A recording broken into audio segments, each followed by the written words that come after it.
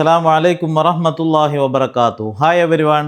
പ്രിയമുള്ളവരെ, നമ്മൾ നമ്മുടെ ക്ലാസ്സിൻ്റെ 54-ാമത്തെ അധ്യായത്തിലേക്ക് പ്രവേശിക്കുകയാണ്. ഇന്ന് നമ്മുടെ നിയമസഭയിലേക്ക് നടക്കുന്ന തിരഞ്ഞെടുപ്പ് ആരംഭിച്ച ഒരു വേള കൂടിയാണ് ഇത്. ഇന്ന് നമുക്കതുമായി ബന്ധപ്പെട്ട ഒരു വാചകം പറയാൻ പഠിച്ചുകൊണ്ട് തന്നെ നമ്മുടെ പുതിയ പാഠം നമുക്ക് പഠിക്കാം.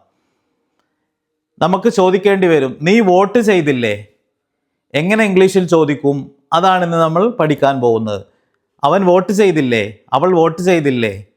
എങ്ങനെ ചോദിക്കും? അപ്പം ചെയ്തില്ലേ എന്നുള്ള ചോദ്യം ചോദിക്കാനായിട്ട് നമുക്ക് ഡിഡിൻ എന്നുള്ള ആ ഒരു ഓക്സിലറി വിത്ത് നോട്ടാണ് ആദ്യമായി ചേർക്കേണ്ടത്. ഡിഡ് പ്ലസ് നോട്ട്, അതാണ് ഡിഡിൻറ്റ്. അതിനെ നമ്മൾ ആദ്യം വെക്കുക. അതിനുശേഷം സബ്ജക്റ്റ് ഏതോ അതിനെ നമുക്ക് ചേർത്ത് കൊടുക്കാം. അതിനുശേഷം വെർബ്. അപ്പോൾ നമുക്ക് ഈ ചോദ്യം ചോദിക്കാൻ വോട്ട് ചെയ്യുക, വോട്ട് രേഖപ്പെടുത്തുക എന്നതൊക്കെ പറയുന്നതിന് വേണ്ടി നമ്മൾ ഉപയോഗിക്കേണ്ട വെർബ് കാസ്റ്റ് എന്നുള്ള വെർബാണ്. അത് മൂന്നാമത് വെക്ക. നമ്മുടെ ഈ മേൽ പറഞ്ഞ ചോദ്യം ചോദിക്കാനായിട്ട് നീ വോട്ട് ചെയ്തില്ലേ എന്നൊക്കെ ചോദിക്കുമ്പോൾ ഫസ്റ്റ് ഡിഡിൻ, അതിനുശേഷം സബ്ജക്റ്റ് ഏതാണെങ്കിൽ അത്, അതിനുശേഷം കാസ്റ്റ് എന്ന വെർബ്. അത്രയും ആയി കഴിഞ്ഞാൽ നീ ചെയ്തില്ലേ എന്നായി. അതിനുശേഷം നാലാമത് നമുക്ക് വോട്ട് എന്ന് കൂടി ചേർത്ത് കൊടുത്താൽ നീ വോട്ട് ചെയ്തില്ലേ എന്നുള്ള അർത്ഥം കിട്ടും. അപ്പോൾ അവൻ വന്നില്ലേ എന്നാണെങ്കിലോ ഡിഡിൻ ഹി കം എന്നാണ്. നീ പഠിച്ചില്ല എന്നാണെങ്കിലോ ഡിഡിൻ യു സ്റ്റഡി എന്നാണ്. അപ്പോൾ വാക്യഘടന ഇതാണ്: ഫസ്റ്റ് ഡിഡിൻറ്റ്, അതിനുശേഷം സബ്ജക്റ്റ്, മൂന്നാമത് വെർബ് ചേർത്ത് കൊടുക്കുക എന്നുള്ളതാണ്. ഇത്രയും ആയിക്കഴിഞ്ഞാൽ നമുക്ക് ഈ ഒരു ആശയം മനോഹരമായി ഇംഗ്ലീഷിൽ പറയാൻ സാധിക്കുന്നതാണ്. അപ്പോൾ നമുക്ക് നോക്കാം. നീ വോട്ട് ചെയ്തില്ലേ എന്നതിൻ്റെ വാചകം didn't you cast your vote? നീ നിൻ്റെ വോട്ട് രേഖപ്പെടുത്തിയില്ലേ? നീ നിൻ്റെ വോട്ട് ചെയ്തില്ലേ? അപ്പോൾ ഫസ്റ്റ് ഡിഡിൻറ്റ് എന്ന് വെച്ചു, അതിനുശേഷം സബ്ജക്റ്റ് യു. ഇനി അവിടെ നമുക്ക് അവർ എന്നാണ്. Didn't they cast their votes? അവർ അവരുടെ വോട്ടുകൾ രേഖപ്പെടുത്തിയില്ലേ? Didn't she cast her vote? അവൾ അവളുടെ വോട്ട് ചെയ്തില്ലേ? Didn't your father cast his vote? നിന്റെ പിതാവ് അദ്ദേഹത്തിൻ്റെ വോട്ട് ചെയ്തില്ലേ? നമുക്ക് വ്യത്യസ്തമായ സെൻറ്റൻസുകളിലൂടെ ഇത് പ്രയോഗിക്കാൻ കഴിയുന്നതാണ്. നിങ്ങളുടെ സഹോദരി അവരുടെ വോട്ട് ചെയ്തില്ലേ? എങ്ങനെ ചോദിക്കും? ഫസ്റ്റ് ഡിഡിൻ എന്ന് തന്നെയാണ്. നിങ്ങളുടെ സഹോദരി എന്നതിന് ഇവിടെ യു എന്നതിന് പകരം നമുക്ക് യുവർ സിസ്റ്റർ എന്നാക്കാം. അപ്പോൾ didn't your sister cast her vote? നിങ്ങളുടെ സഹോദരി അവരുടെ വോട്ട് ചെയ്തില്ലേ എന്നുള്ള ആ ഒരു ചോദ്യം നമുക്ക് മനോഹരമായി ഇംഗ്ലീഷിൽ ചോദിക്കാൻ വേണ്ടി സാധിക്കുന്നതാണ്. അപ്പോൾ ചുരുക്കത്തിൽ ഇന്ന് നമ്മൾ പഠിച്ച പ്രധാനപ്പെട്ട കാര്യം ചെയ്തില്ലേ എന്ന് ചോദിക്കേണ്ടത് എങ്ങനെയാണ് എന്നുള്ളതാണ്. ഫസ്റ്റ് അതിന് ഡിഡിൻ എന്നതാണ് ഉപയോഗിക്കേണ്ടത്. അതിനുശേഷം സബ്ജക്റ്റാണ് വെക്കേണ്ടത്.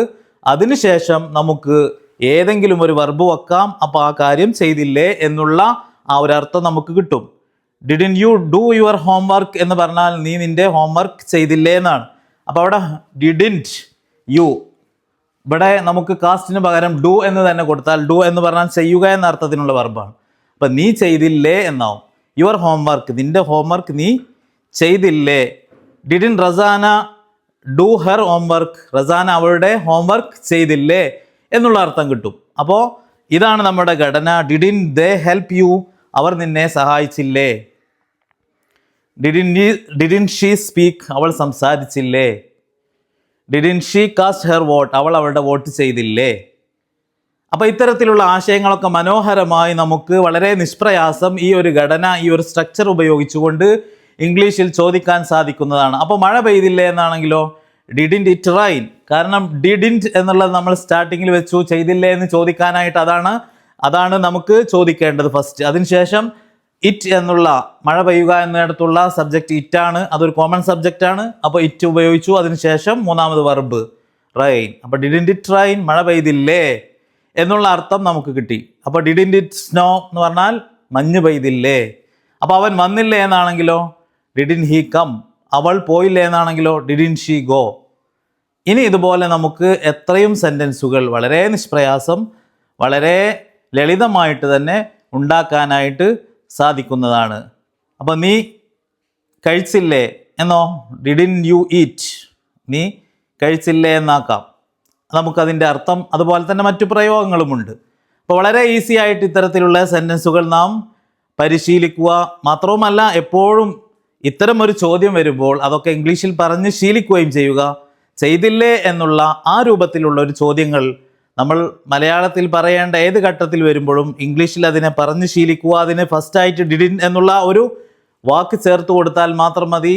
അതിൻ്റെ സബ്ജക്റ്റ് ഏത് തന്നെയാണെങ്കിലും, ഇപ്പോൾ ബസ് വന്നില്ലേ എന്നാണെങ്കിൽ ഡിഡിൻ ബസ് കം എന്നാണ്, ട്രെയിൻ നീങ്ങിയില്ലേ എന്നാണെങ്കിൽ ഡിഡിൻ ട്രെയിൻ മൂവ് എന്നാണ്.